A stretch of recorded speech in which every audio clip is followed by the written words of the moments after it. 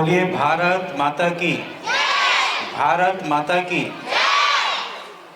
आज के इस आयोजन में पधारे हमारे नगर से समस्त संभ्रांत महानुभाव, आप सभी का मैं यथा योग्य अभिवादन करता हूं। एक झूठ को हजारों बार दोहराया जाता है तो वह झूठ सही बन जाता है।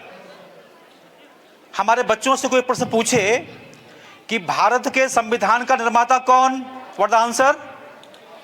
What the answer? Say loudly. So this is the problem. दुर्भाग्य हमारा यह है, हमें पिछले 75 वर्षों से झूठ झूठ झूठ परोसा गया। हमारे बीच बैठे हैं पुरुषोत्तम सोनी जी, जो अधिवक्ता हैं, जो हमारी दीदी हैं पांडे मैम, वो उन्होंने भी लाभ पूरा कर लिया है। और यहां और लोग भी बैठे होंगे जिन्होंने राजनीति को पढ़ा है। आप थोड़ा कल्पना करिए, जैसे मैं कहूं कि रामचरितमानस का रचयिता कौन? एक व्यक्ति, गोस्वामी तुलसीदास जी। महाभारत का रचयिता कौन? महर्षि वेदव्यास जी। लेकिन संविधान में ऐसी बात नहीं है। अभी कल ही परसों एक मैंने वो लेख पढ़ा, हमारे ही क्षेत्र के पंडित राम सहाय तिवारी, वो भी 299 लोगों में से एक थे। हम सब जो पढ़े लिखे लोग हैं बार बार पढ़ते हैं, भारतीय संविधान सभा में 299% थे। उसमें 9 समितियां थीं, 165 डेज डिस्कशन हुआ। जो प्रारूप समिति है उसमें 7 लोग थे। 2 साल 11 महीने 18 दिन तक डिस्कस हुआ, तब ये संविधान बना। अब आप मुझे बताइए, जिस ग्रंथ को 299 लोगों ने 165 सभाओं में विचार मंथन करके तैयार किया हो, क्या वह किसी एक व्यक्ति की रचना हो सकती है क्या? दुर्भाग्य हमारा यह है कि जब हमारे वर्तमान प्रधानमंत्री जी संसद के बीच खड़े होकर कहते हैं कि मैं आज पीएम इसलिए बन सका कि डॉक्टर भीमराव अम्बेडकर की कृपा है, तो अब क्या होगा फिर? जिस देश का प्रधानमंत्री 20 संसद भवन में खड़ा होकर बात कहता हो तो आम नागरिक का दोष क्या है? तो उसका परिणाम क्या हुआ? हमारा अपना एक वर्ग हमसे कट गया। उसने मान लिया कि हम पर तो अत्याचार हो रहे थे। अभी एक मैं नाम भूल गया हूं, एक महिला पत्रकार हैं जैन, वो हिस्ट्री की हमारे देश की जानी मानी विभूति हैं वो। तो हमें ये बताया गया, बार बार गलत बताया गया, और हम गलत को सुन सुन करके हमारी हाल हो गई है। जो दीपू भाई साहब ने बताया कि सब कुंभ में क्या हो रहा है, वो इसका दुष्परिणाम है कि हमें सही बताया ही नहीं गया। और मुझे बड़ा खेद हो रहा है इस बात को लेकर के, दीपू भाई साहब क्षमा करना मुझे आप, जिस प्रयागराज में हमारे देश की संपूर्ण मेधा विद्यमान हो, क्या हमें ऐसा नहीं होना चाहिए कि प्रतिदिन शाम को 1 घंटे या कोई समय में वो विभूतियां वहां पर बैठें और तय करें कि हमें जातिवाद को लेकर समाज में क्या निर्देश देना है, हमें समाज को उत्थान के लिए क्या काम करना है? ये काम नहीं हो रहा है। काम ये हो रहा है हर रोज कि 1000 कुछ लोग नागा सन्यासी बन गए।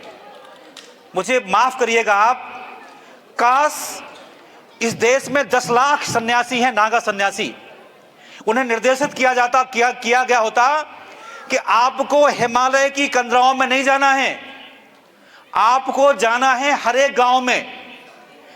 एक एक नागा सन्यासी 5 वर्ष, जब कुंभ का होता ना 4 वर्ष का होता, वो पड़ता, गैप पड़ता है, तो आपको हिमालय ना जाकर के 4 वर्ष किसी एक गांव में जाना है। एक नागा सन्यासी एक गांव, और गांव में क्या करना है? जो आपको ज्ञान मिला उस ज्ञान को परोसना है, जो कुरीतियां उन कुरीतियों को दूर करना है। आप क्षमा कीजिए, केवल 4 वर्ष में देश फिर से हमारा विश्वगुरु बन सकता है, पर मेरी इतनी औकात नहीं है कि मैं उनसे ये बात कह सकूं। मैं पछताता हूं कई बार, काश मेरी आवाज जो हमारे देश के मूर्धन्य 4-5 विद्वान तक पहुंच पाती, तो शायद मैं उनसे प्रार्थना करता कि जो संत समाज के लिए जीता है, अभी उन्हें पिंडदान क्यों किया? हम समाज के लिए पूरा जीवन जिएंगे। क्या समाज के जीवन ये होता है कि आप हिमालय जाकर कंदरा में आप बैठ जाएं वहां पर? मैं पुनः प्रार्थना करता हूं, काश हमें ये आवाज वहां तक पहुंच जाए कुंभ तक, कि जितने देश के सन्यासी हैं जो नागा सन्यासी हैं, जो 4 वर्ष तक दिखाई नहीं देते कहीं पर, आप समाज के बीच जाइए। मैं एक बात, बड़ी कड़वी बात कह रहा हूं, चाहे वो गृहस्थ हो चाहे सन्यासी हो, हम सबके सब इस समाज पर निर्भर है। क्या सन्यासी अन्न नहीं खाते? क्या वो फल नहीं खाते?